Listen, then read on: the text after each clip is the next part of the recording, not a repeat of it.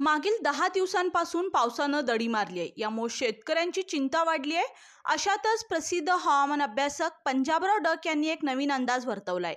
Panjabrao duck यांनी वर्तवलेल्या आपल्या सुधारित हवामान अंदाजानुसार राज्यात आज आणि उद्या जोरदार पावसाची शक्यता आहे.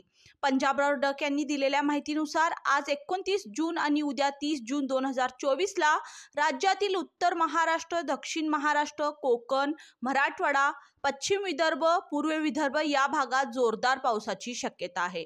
या विभागातील अमरावती, अकोला, वाशिम, गोंदिया, भंडारा, नागपूर, वर्धा, बुलढाणा, परभणी, जालना, बीड, जळगाव, नंदुरबार, धुळे, नाशिक, अहमदनगर, कोकण या भागांमध्ये चांगला पाऊस पडेल.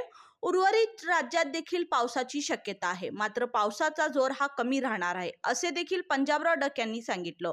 दरम्यान पुढील महिन्यातही पंजाबराव डक यांनी चांगल्या पावसाची शक्यता वर्तवली आहे. डक यांनी सांगितल्याप्रमाणे 4 जुलै नंतर महाराष्ट्रात पावसाचा जोर वाढण्याची शक्यता आहे. पंजाबराव डक यांच्या अंदाजामुळे शेतकऱ्यांच्या आशा पुन्हा एकदा पल्लवित झाल्या आहेत.